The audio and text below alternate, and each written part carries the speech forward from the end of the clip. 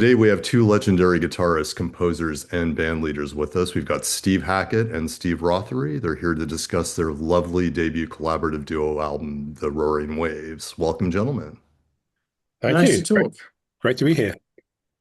Well, you've both known each other since 1983, but what spurred you into wanting to pursue this full-fledged collaboration? Oh, money. Uh, No, Mummy. no, I'm not at all. I'm far away from that as possible to get. Uh, Good. no, Yeah. I played on Steve's Genesis Revisited 2 album in 2012 and then live with him. And then he played on my Ghost of Pripyat album. And we started meeting up regularly for dinner and talked about the possibility of doing something together, which eventually happened. But what were the possibilities available to you as two guitarists with such incredible histories, and having those approaches intersect? What appealed to you about that? Uh, um, do you want to jump in? Sorry, Steve, I don't want to jump in Sure. there. I think, I've done a few guitar pairing type things before. I mean, first of all, with Genesis, with Mike Rutherford, but he was normally playing 12 string. I'd sometimes join him with 12 strings. Sometimes we had 12 strings all chiming away at once, which sounded like a harpsichord ensemble at times. But then I'd done stuff with Steve Howe with GTR in the mid 80s. I'd worked with Brian May on another project, which was Feedback 86, which eventually came out years later.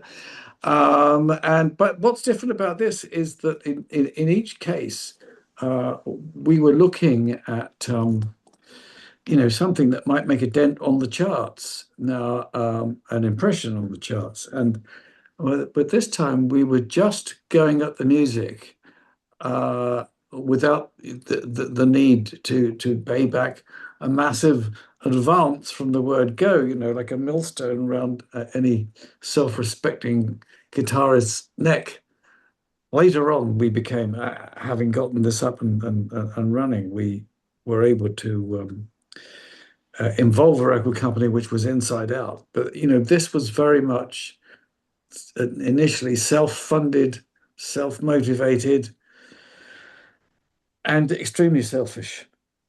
And we had a great time. We had a great time doing it because we were mates, and nobody was competing with anyone else. No shredding required, Mr. Phil Collins. So we didn't. We just played melodies that we came up with spontaneously with each other, to try and do the kind of music that might make sense as a kind of film for the ear or soundtrack, and many more other descriptions that you could hang on it. Yeah, it was a musical adventure. It was something that was created without any commercial considerations. It was purely done for the pleasure of us playing together. We enjoy each other's company, we enjoy each other's playing. Obviously, Steve's a huge influence on me, 15-year-old me, growing up in Whitby in North Yorkshire. One of my heroes and one of the reasons I wanted to become a professional musician. It's all his fault. So yeah, basically, it was just a very relaxed, pleasant process of two friends getting together and seeing if there's a creative spark there, and there was, and right from the first session, really, and what you hear on the record is a result of that. Yeah, Yeah, you're we both. shared a lot of riffs and a love of Indian food, and Yes. that's what we did. We went out. Both our wives called Joe. Steve and Joe went out with Steve and Joe, and we always had a great time. Everyone got on very well with each other. Our wives get on very well with each other, and they're very creative ladies in their own right. So no slouch with all of this.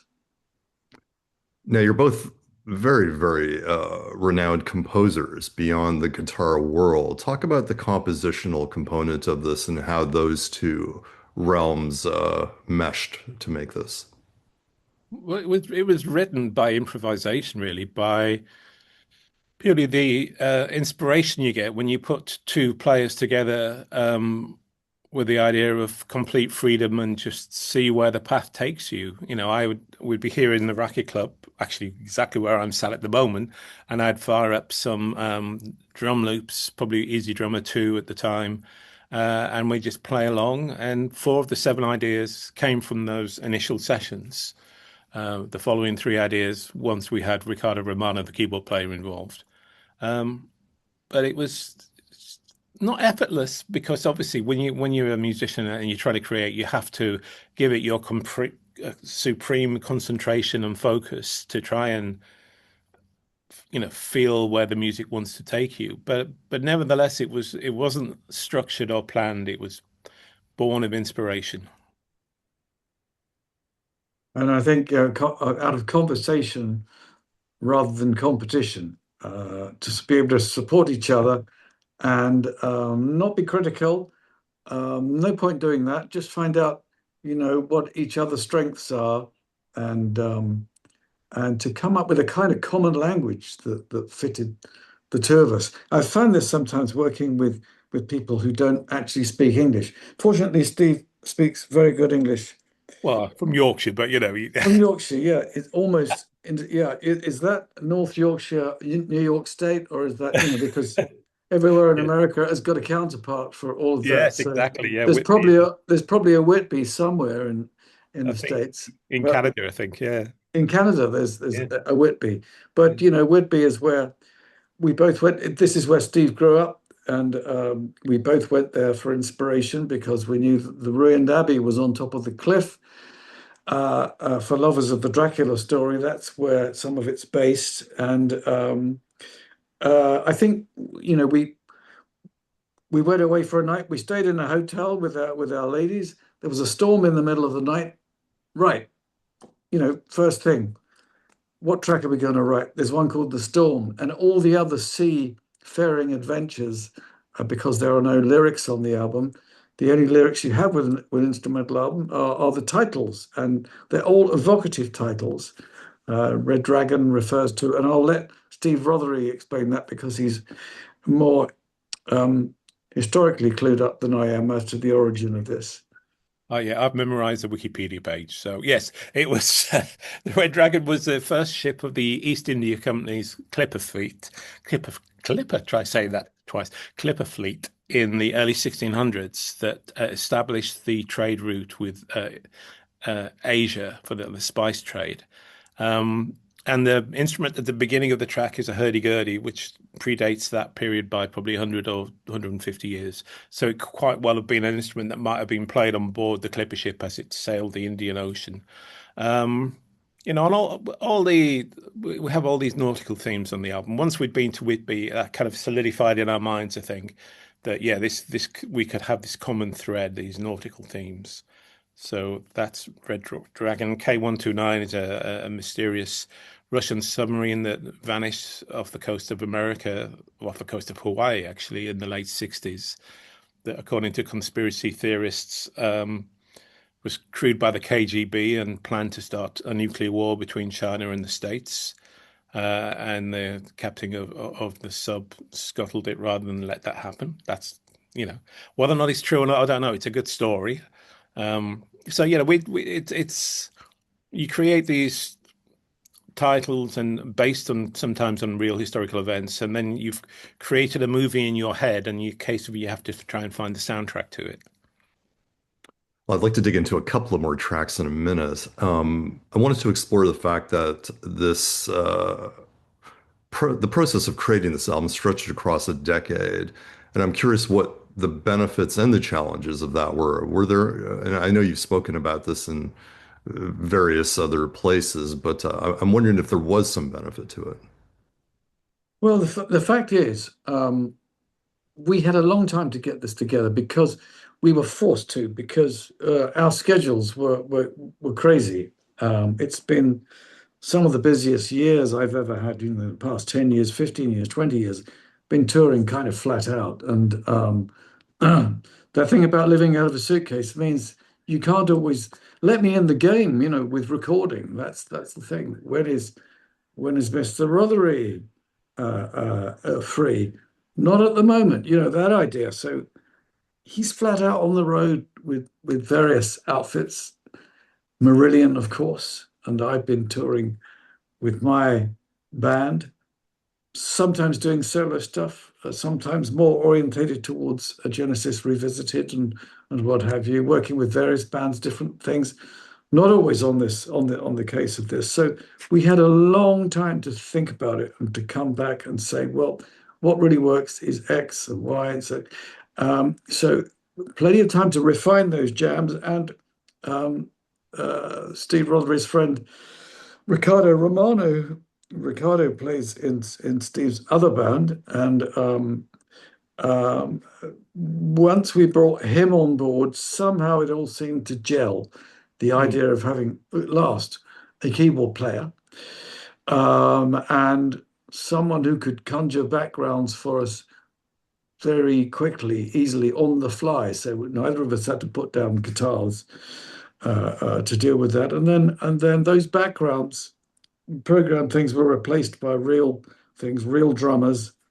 Ricardo did most of the bass playing on the album. I've never thought of myself as a bass player, but I know that Steve Rothery's done some bass playing on this. And so I think the benefit is that we were able to do an album that was the perfect length for vinyl because vinyl considerations seem to be paramount at the moment while there's a return to while the world is enthralled once again to the novelty, should we say, in inverted commas, of what vinyl offers up. You have to address that at this point in time. I was doing albums that were nearly 75 minutes long at one point, and it's like, oh, hang on a minute, you don't need to do music by the yard. You know, quality rather than quantity. That would be good here, and I think that's what we've pulled off. Yeah, and I think it's almost like music for an audience for another era in terms of, there's not much decent quality music that's exposed in the mainstream these days. There's nothing that gets played on most radio stations. It's social media, YouTube, word of mouth, really. But I think there is a resurgence in real instruments and physical product, which I would never. I thought it was just going to die a death, and it's all going to be streaming and Spotify and wherever Apple Music are going to line their pockets and all musicians would starve. But it seems to have turned a corner, other than obviously, the threat of AI and generations growing up that that's all they want to listen to. I think there's a real taste for real music played by real musicians. And I think buying into personality as well. Why does anyone go out and buy an album of mine or Steve's when they could easily get a machine to do it, etc., etc., dial up something that sounds a little bit like your favorite band, etc. We know that world, we're on the cusp of that Mm. brave new world that's coming. But I think, I want to read a book that's written by a real writer. I want to see a film acted by great performers. I want to see this. I like live theatre, and I want to hear real musicians who've honed their craft for the entirety of their working life. And so I think that, if you've got respect for the medium, then listen to this album, see what you make of it. We didn't try and do anything virtuosic. We just did music that appealed to us. It's not a shredder's convention. It's nobody's trying to outplay each other.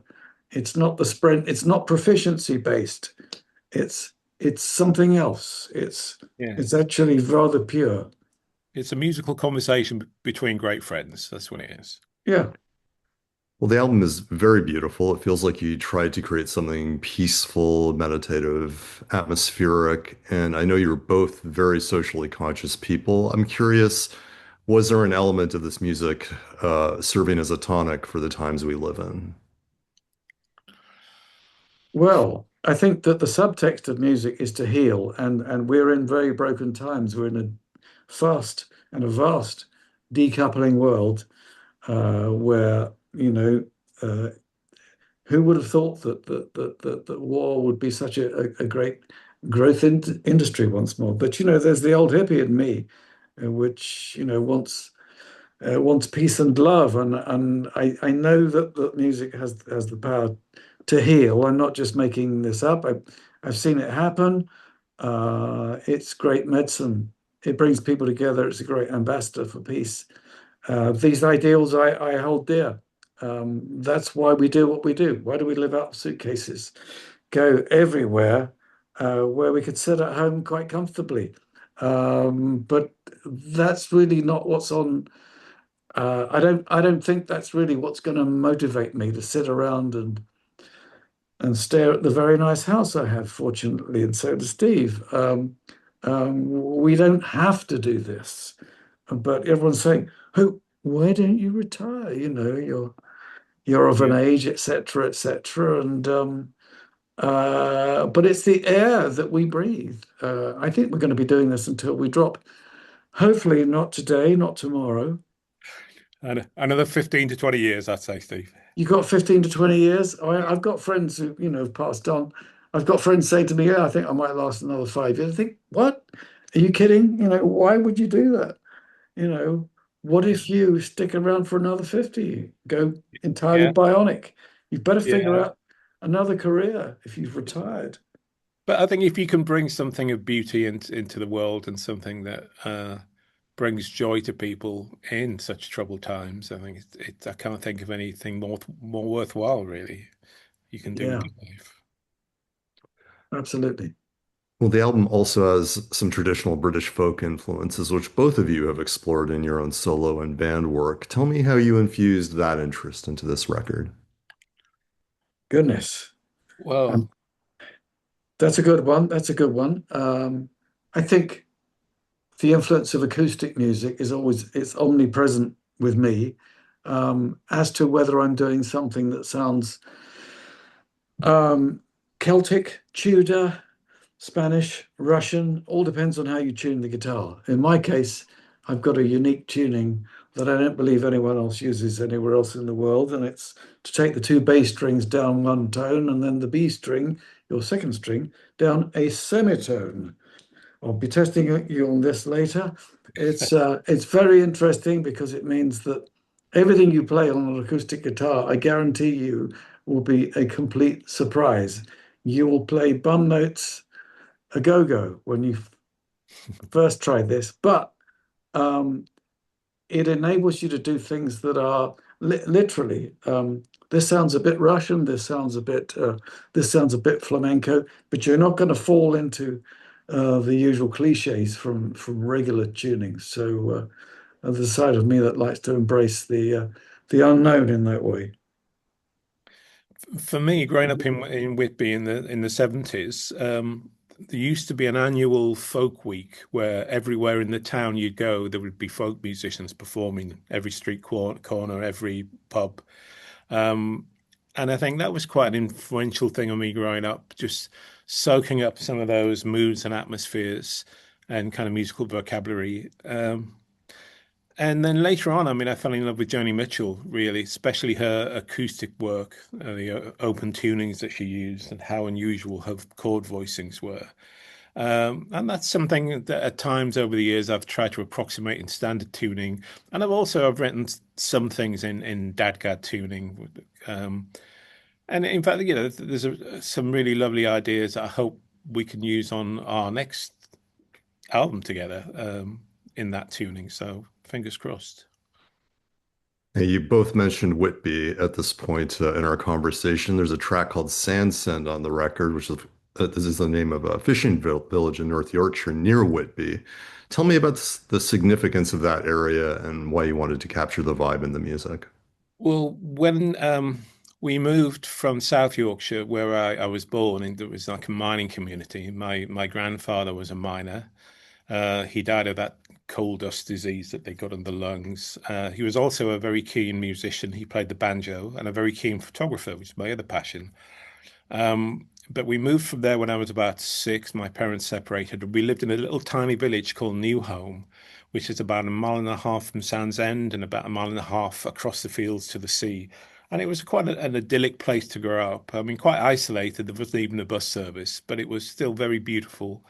Village duck pond, rolling fields, and I used to walk with my friend, who was the son of the local farmer, down across the fields to the beach and to explore Sands End, which is loads of interesting things about it. It used to be a railway line that ran along the coast, and there's a disused railway tunnel there that I stupidly used to walk through when I was young and stupid.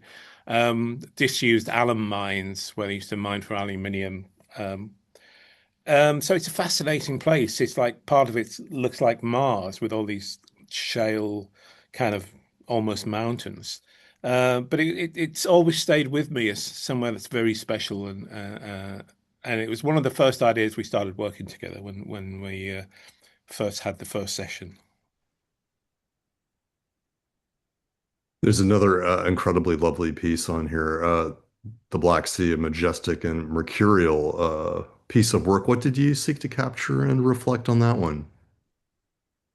Can I do this one? I it there was a chord sequence that Steve Rothery had, and as he was playing it, um, I was saying to him, "This sounds almost like film noir stuff. It sounds very soundtracky, not a million miles away from some of the stuff that we've admired, film stuff from John Barry, those spy movies, hence the kind of title, The Black Sea, of course, with all that attends that, the implication of that. And again, it seems to be a troubled area. So what I like is that the music to that is very and deliberately murky and mysterious, and I feel that I can drown in that. I mean, I've always loved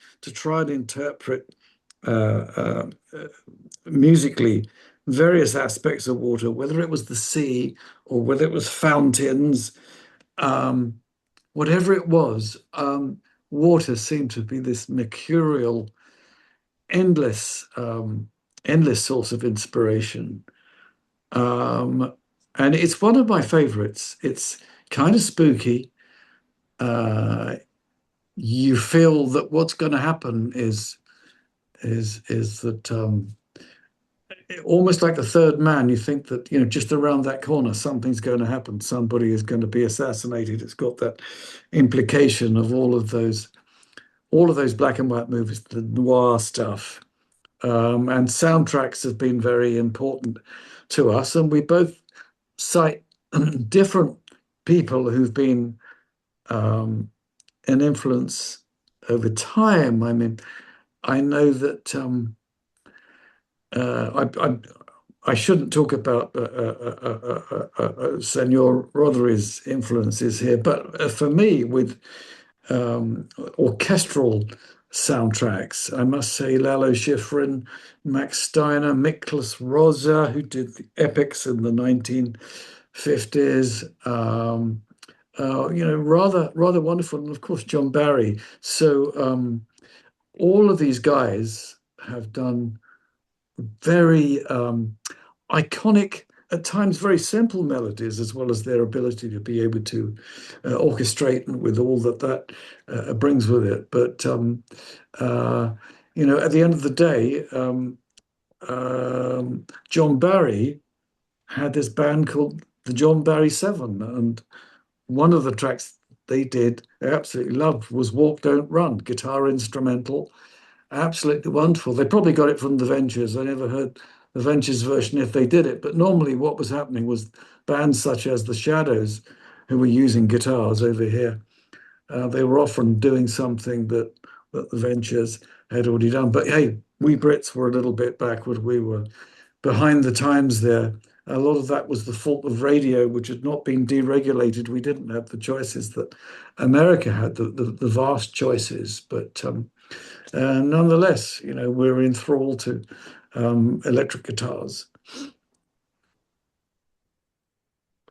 All right, well, I wanted to explore a little bit of your collective ancient history. Steve Hackett, you first encountered Steve Rothery when you visited Marillion at Marquee Studios in 1983 when it was recording Script for a Jester's Tear. What spurred you to visit and engage with the band at that time, and what did you both discuss?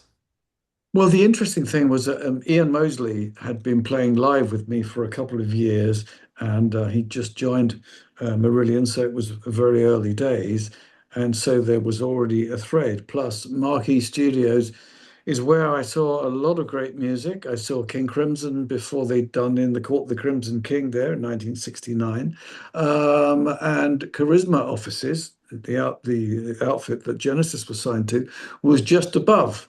So Wardour Street in London, Marquee, yeah, center of the known universe, Mecca to us, young budding players. And Charisma was upstairs, Marquee downstairs, and at the back, I had no idea, but I was invited to visit these guys who were doing their first album in a studio at the back, Marquee Studio. So I got to meet everyone for the first time and made friends straight away.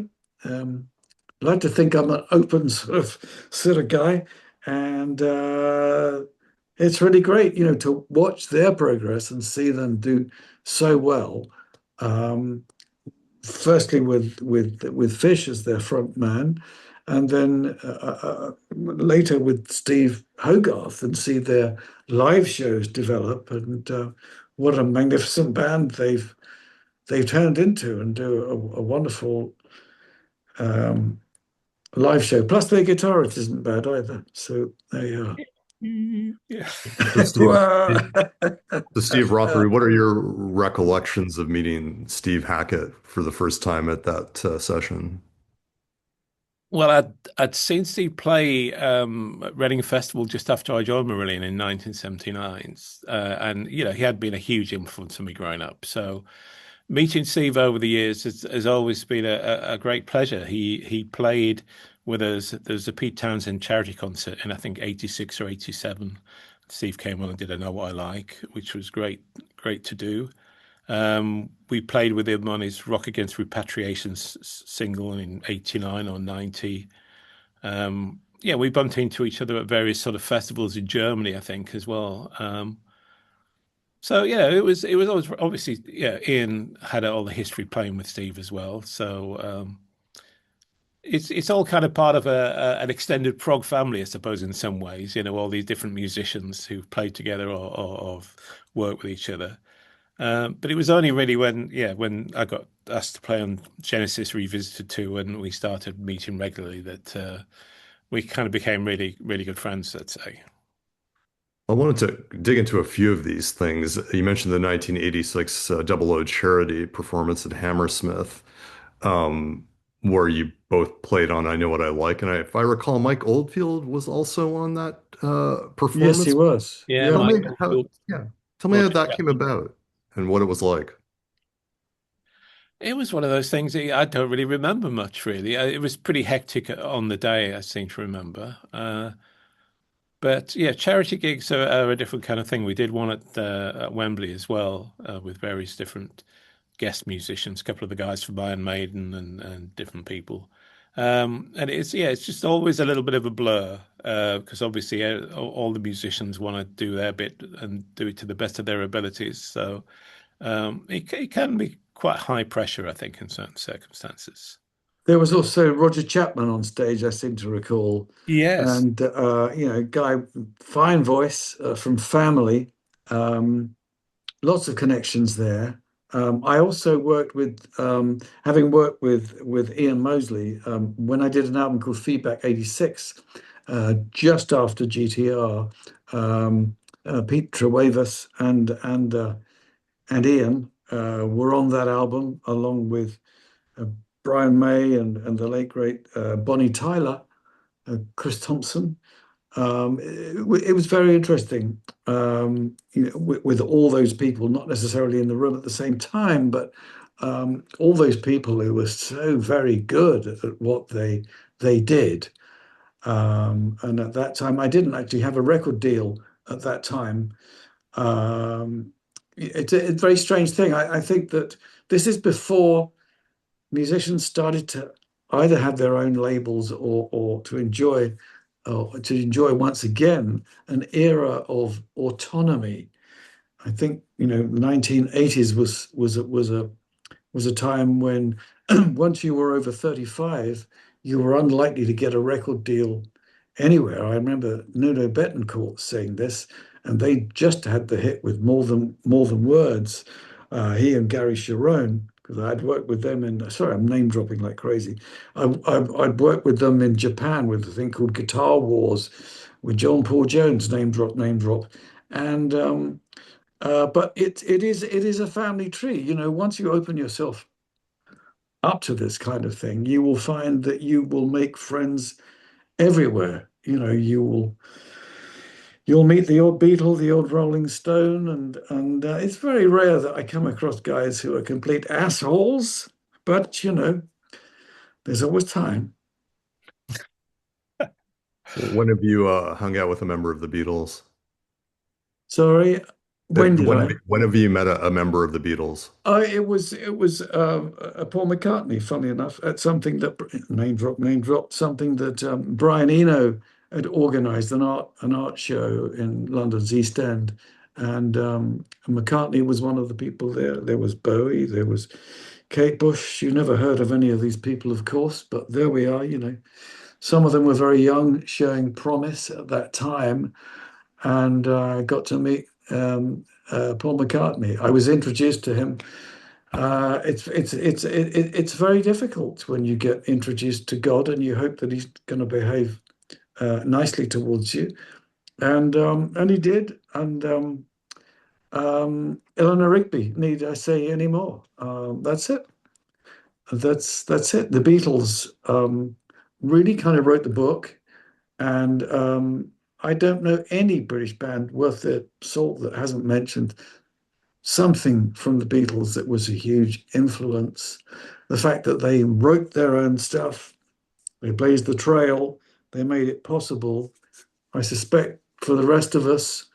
And I think also that era of starting out as a singles act, as they were, suddenly once they started making albums and albums that were designed as albums, having given up playing on the road, first time you're seeing lyrics printed on the back of an album, all that stuff. It's heady stuff, and they augured in an era of albums-based acts. So I think that Genesis certainly uh, um, came in on the coattails of the trail that had already been blazed by the Beatles. So we owe them a debt with that.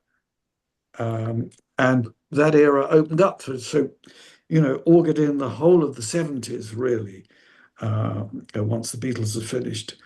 Um, and then it was on to another era, but the 80s was once again perhaps much more tightly controlled with an emphasis back on singles, MTV approved, etc. But I think that what we've done to bring it back to the present day is to say, we've got autonomy with this. We're only doing the music that we like. We're not playing to anyone else's tune here. We're not trying to be top of the pops, the English equivalent of bandstand and that sort of stuff. Uh, um, uh, who knows if we will be taken to the bosom of the great American public and we make any impression on Billboard and Cashbox and Yeah. are we bank worthy or are we merely, you know, Oh, you roll the dice and see where they fall, that's really. it. Yeah. But I mean, the Beatles are a huge influence on me. I mean, so much so that about 30 years ago, my uncle played me an early tape recording of me singing a Beatles song when I was 3 years old. It was a shock, I can tell you. But That's extraordinary, isn't it? I think you yeah, should go on the next album if you still got it. yeah. What was the song? Is it I Yellow think Submarine? Was it Yellow Submarine? Because I it got the was either feeling it that was was either addressed to. Help. It was early Beatles, I think. See, Yeah. it would either be like Help or Ticket to Ride or Can't Buy Me Love. It was one of those early songs. But I Right. mean, George Harrison's a big influence on me. Even now, my slide playing owes more to him than probably anyone else in terms of playing melodies, trying to add little things. In fact, on Red Dragon, my slide playing on that probably you could say has a definite George Harrison influence. Um, yeah, and he was the master of playing just what the song required. And I've always felt that my responsibility as a musician was to do that above and beyond my own ego and my my desire to shine is play, well, what does the song need? Does it need this Yeah. part with this sound? Make the song complete. Don't use it Yeah. as a George always did the right thing for the song, didn't he? yeah, So, he definitely. would suggest arpeggiated chords that went into three time in the middle of something, a 4/4, and not necessarily get the credit for that because, that was then, but he was to do Yeah. great stuff. He was to do great stuff on his own. He was to do great stuff with traveling Wilburys. He was to do great stuff as a humanitarian. Definitely. With concert for Bangladesh that preceded all of the Live Aid stuff made it viable that could happen, and along the way the four Mop Tops managed to invent world music, it seems to me. So by inviting in um, by inviting in Indian musicians, multiculturalism, inclusive music, which is a term that I prefer to progressive, but it's got too many syllables in it. I suspect it's too long a word. No one will be able to spell it. But hey, Yeah. ink music. Well, that's a great transition to the next question. You mentioned the humanitarian work the Beatles did. I wanted to warp back to 1990 to the Rock Against Repatriation sailing single. And Yep. for those that don't know, it protested the forced repatriation of the Vietnamese boat people in Hong Kong during that period. How do you Yes. both look at that, and what are your thoughts on the relevance of the statement in today's context?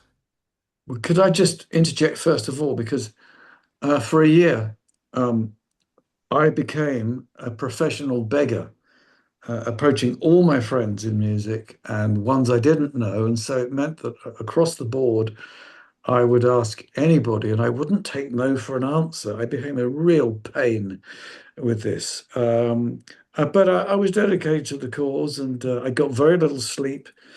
Um, but I gave it everything I had at that time. I mean, I don't think it was as emotive an issue for people as there are people starving somewhere. But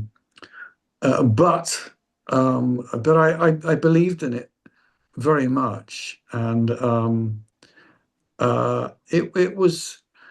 it was a time of great great trial for me doing that. It really was. I think it was my hardest working year, but so little of that was visible work. But I had to have balls of steel to go up to people I didn't know and say, "Are you going to do this? Will you work on this? And why won't you if you're saying no?" And hey, so anyone who wants to undertake any kind of charity work, I have to warn them that it's it really is the toughest gig, I think, because you're outside your comfort zone, and you've got to be brave. You've got to be fearless to do it if you believe in this cause, whatever it is. Steve Rothery, what do you remember about that session? I just remember going down and filming really with Steve, just recording various sort of guitar parts. I don't know if anything even got used on the album in the end, but it was a great experience and such a worthwhile thing to take part of. It's one of the great things music can do, raise money for worthy causes like that. Sometimes shine a light on the injustice in the world. I remember one time we did, which it was just after the tsunami disaster in Sri Lanka that we raised money to. It was like a whole fishing village had been kind of wiped out.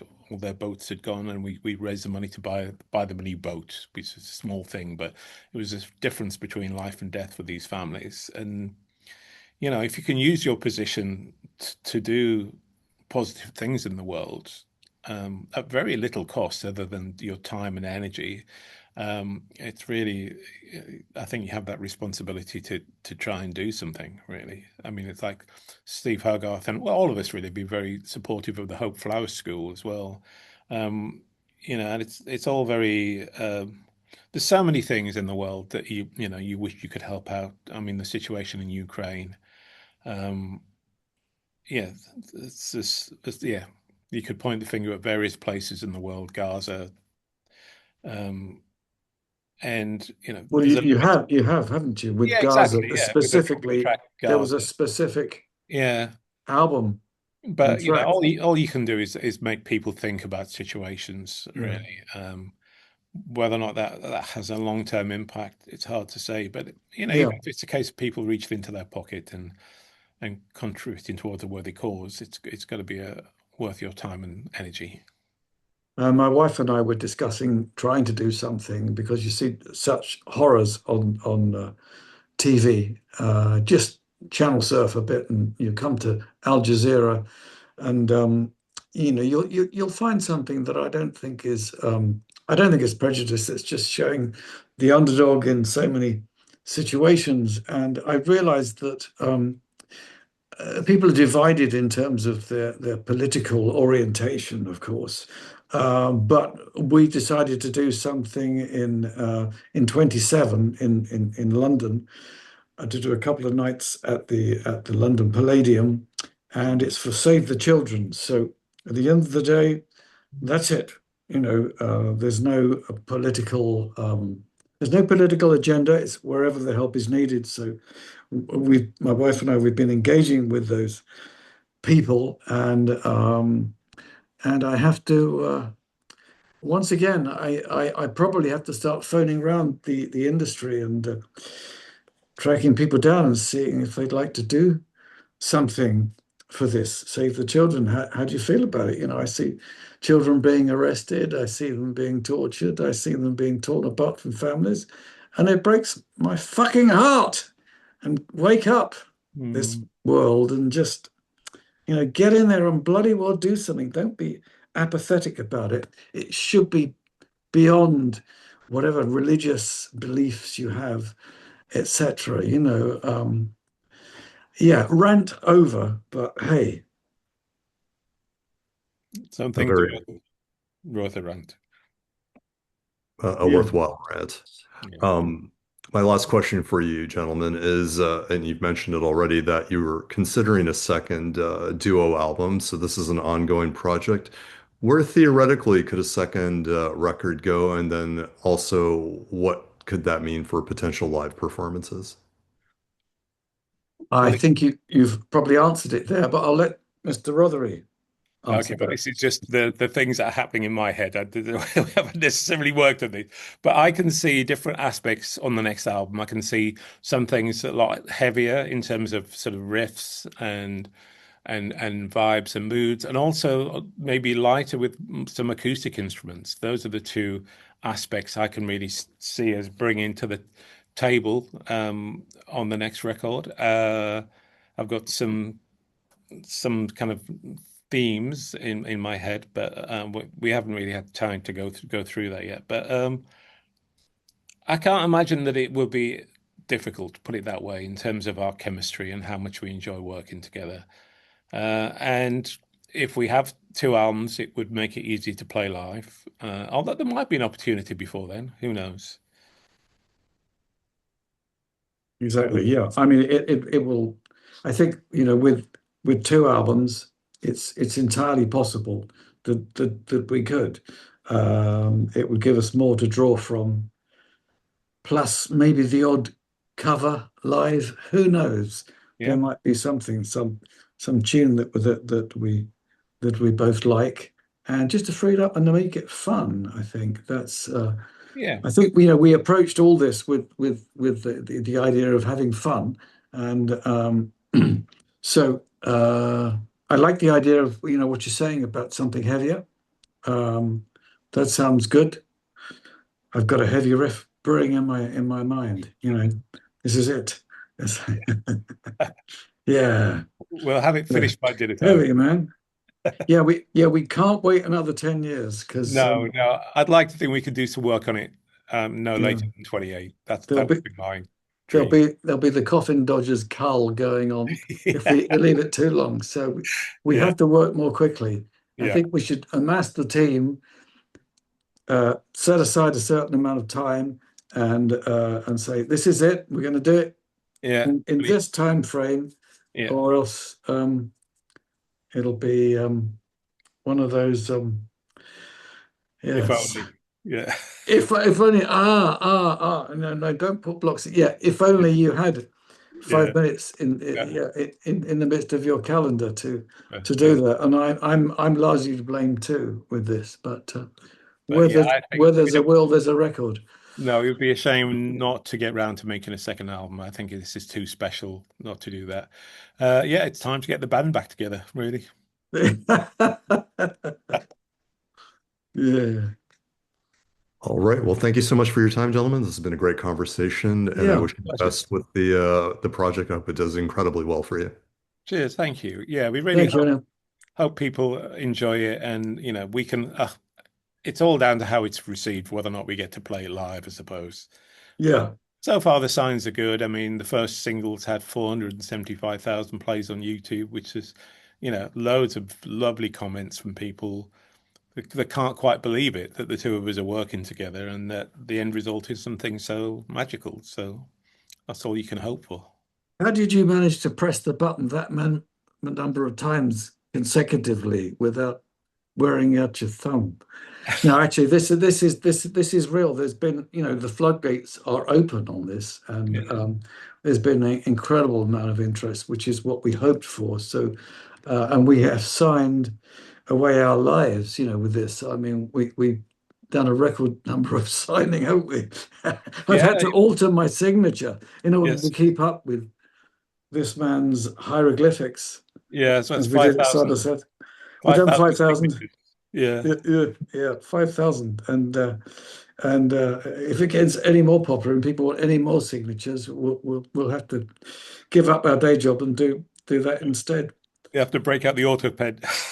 The auto pen, yes, well, never let it be said. Yeah. Yes, yeah. All right. Well, thank you again, and Okay. I'm sure we will talk again in the future. I was sure. Cheers. All right. I'm Great to sure we meet you. will. Thanks. Yeah, thank you. Cheers, Cheers. Steve. Take care. Cheers, mate. Cheers.